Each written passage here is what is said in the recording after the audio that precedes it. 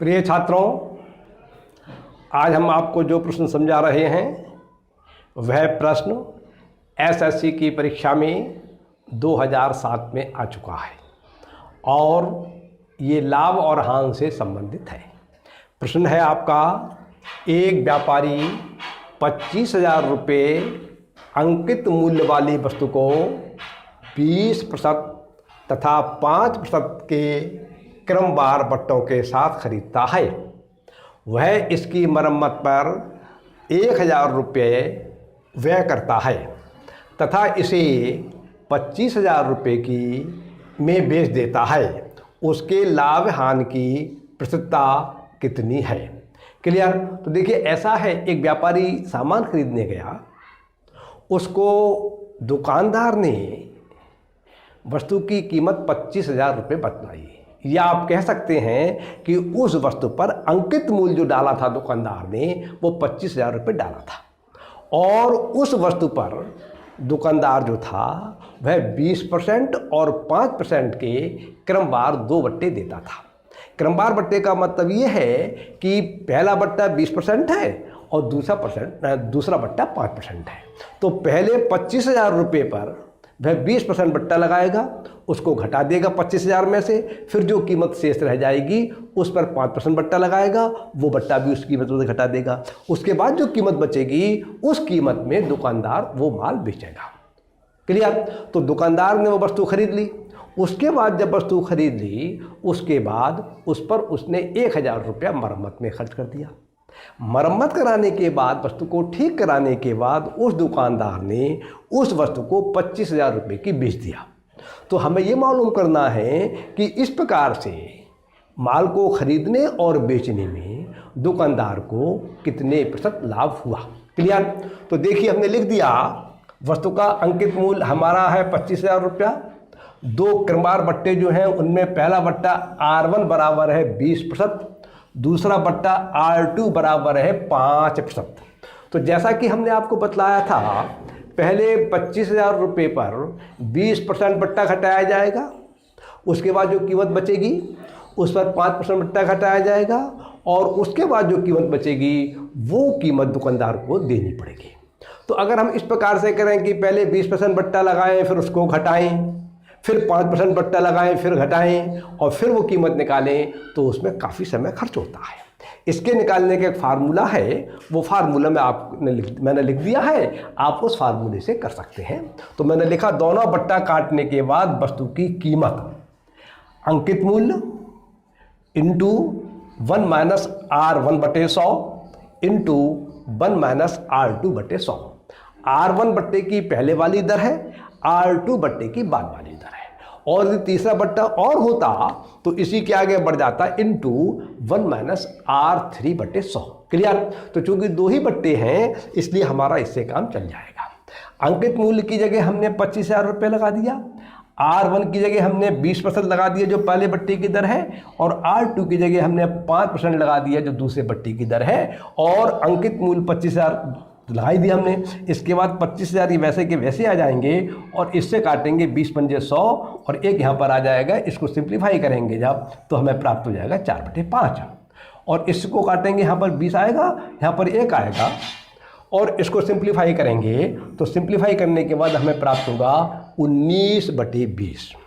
इसके बाद देखिए, इस 0 से 0 कट जाएगा और इन दोनों की गुणा हो जाएगी 10, इस 10 से ये 0 कट जाएगा। अब आपका ये बचा ऊपर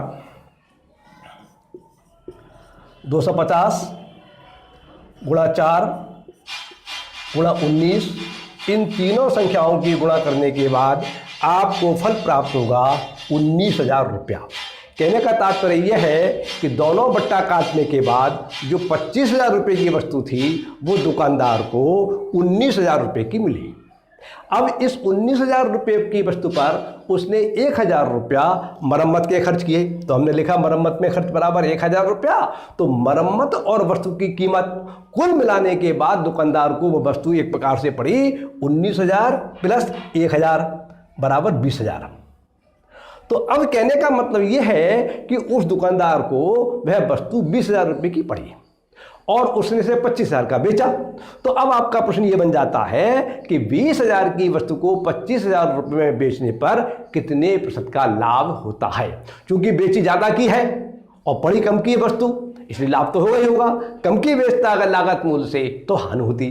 तो हम लिखेंगे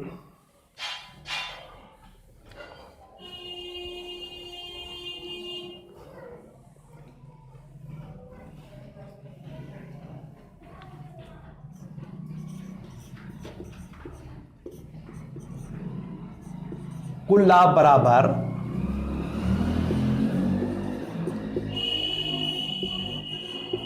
विक्रय मूल्य माइनस लागत मूल्य। अब उस दुकानदार ने उस वस्तु को 25,000 रुपए की बेचा था, तो यहां तो आपके 25,000 रुपए लिख जाएंगे, क्लियर। और उसकी लागत हुई 20,000 रुपए, तो घटाने का निशान लगा के 20,000 रुपये ये लगा देंगे हम। अब इनमें से घटाएंगे जब, तो हमें लाभ प्राप्त होगा 5,000 रुपये का। इसका मतलब ये हुआ उस दुकानदार को इस वस्तु के खरीदने और बेचने पर कुल 5,000 रुपये का लाभ प्राप्त होता है। लेकिन हमें ज्ञात करना है प्रतिशत लाभ। तो प्रतिशत लाभ ज्ञात करने का फार्मूला होता है प्रतिशत लाभ बराबर होता है कुल लाभ गुणा 100 बटे लागत मूल्य। कुल लाभ आपका हुआ है 5,000 रुपया और ये 100 सूत्र के लग जाएंगे अंश में, और हर में आ जाएगी लागत मूल्य। उसकी लागत मूल्य कितनी थी? 20,000 रुपया। तो 20,000 रुपये यहां पर आ जाएंगे आपके, ये ठीक। इससे ये 3 जीरो से 3 जीरो कट जाएंगे, 5 से काटेंगे 5 तक 20 आ जाएंगे, और 4 से 100 को काटेंगे तो 25 आ जाएगा।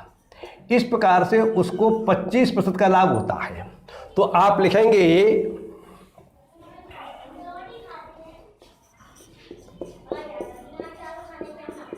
प्रतिशत लाभ बराबर 25%। अब आप विकल्प में देखिए कि विकल्प में कौन सा आंसर मेल खा रहा है। तो विकल्प में हम देखते हैं कि पहला आंसर भी 25% है और दूसरा वाला भी 25% है। पहले वाले आंसर में कहा गया है 25% हानि, और दूसरे वाले आंसर में कहा गया है 25% लाभ। और वास्तव में दुकानदार को जो है लाभ हो रहा है, हानि तो हो नहीं रहा है। 25% से मतलब नहीं है, हमें लाभ और हानि दोनों देखना पड़ेगा। लाभ हो रहा है, हानि हो रहा है। अगर हानि हो रही है तो पहला वाला आंसर सही हो जाएगा, ए विकल्प, और लाभ हो रहा है तो दूसरा आंसर सही हो जाएगा, विकल्प में हमारा है बी विकल्प सही हो जाएगा। तो चूंकि लाभ हुआ है इसलिए लिख देंगे हम बी विकल्प सत्य है, और अब हम लिख देंगे उत्तर। इस प्रकार से ये प्रश्न पूरा हो जाता है। अगली बार आपको हम कोई नया प्रश्न समझाएंगे। तब तक के लिए नमस्कार।